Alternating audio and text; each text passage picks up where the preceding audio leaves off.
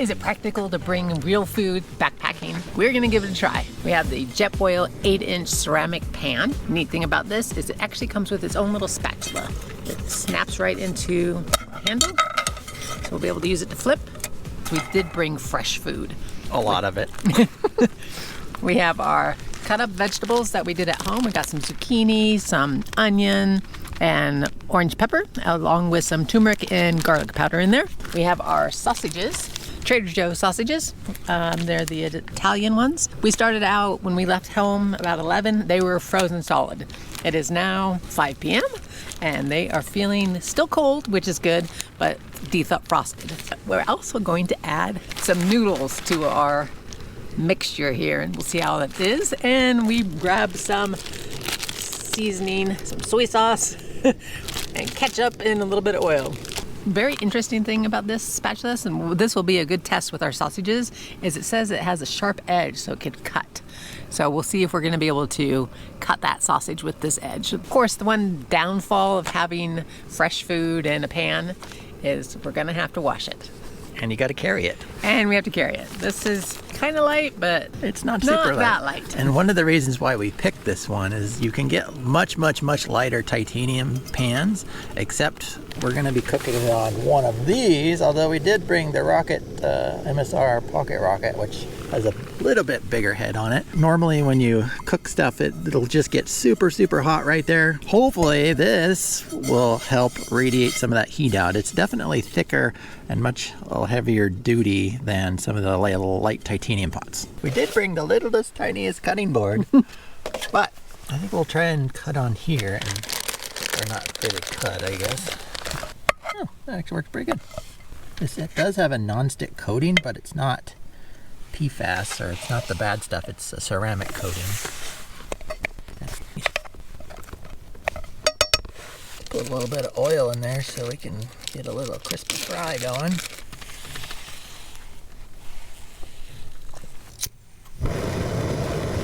So we want a low to medium heat. Let's see what happens. Here we go. Okay, they're starting to sizzle, so this is a good sign. Check this out. So the heat is just right there, but we've got bubbling oil all the way out in the edge, which means the heat is making it all the way around. I did have to turn it up to be a little hotter than I thought I was going to need to go.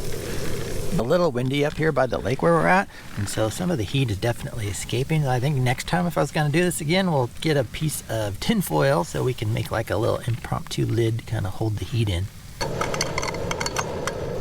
I do like how the pan has those ridges and it sticks to this stove really well. It doesn't slide around. I think these are warmed up. Whoa! I think these are warmed up enough.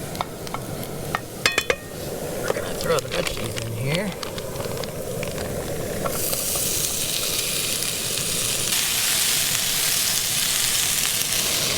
So far it's working really well. Now that we've let these cook for a little bit, we're gonna add our noodles that we have been simmering on the side.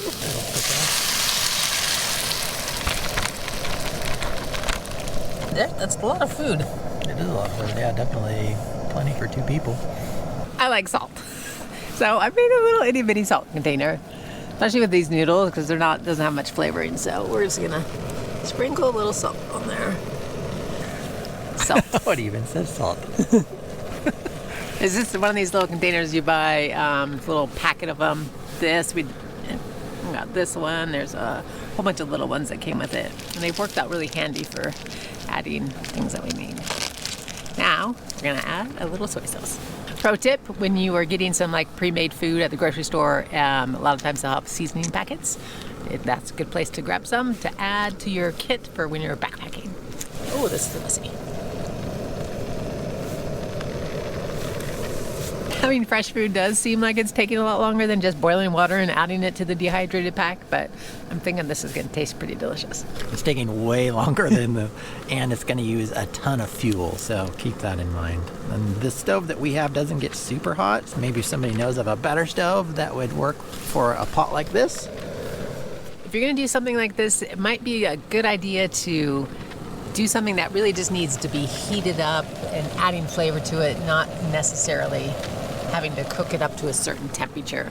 Like these sausages are pre-cooked, so we didn't have to worry about hopefully not getting any food poisoning. And of course the veggies and noodles are really nice and easy to cook.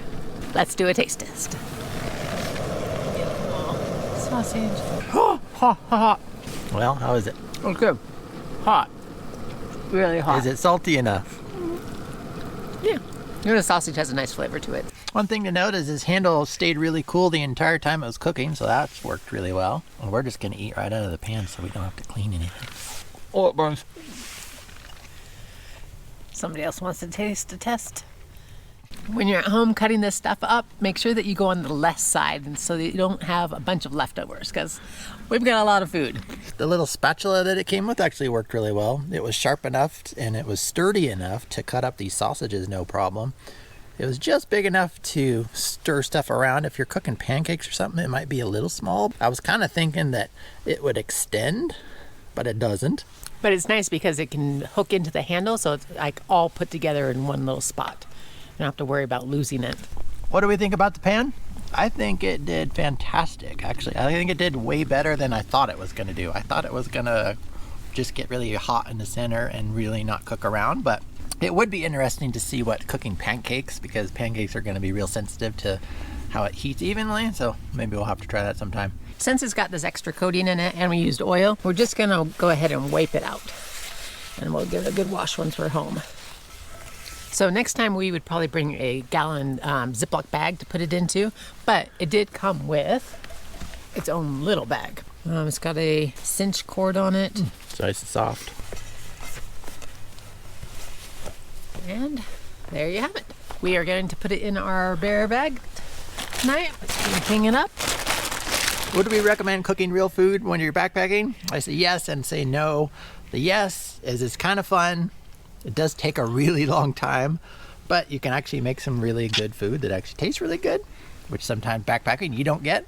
And no, you might not want to do it because it's a lot of extra weight. You're going to have to take all the raw ingredients, the pan itself. You're going to want to take some extra fuel. Go watch this video next. You can find us at exploretrekadventure.com, and we'll see you next time.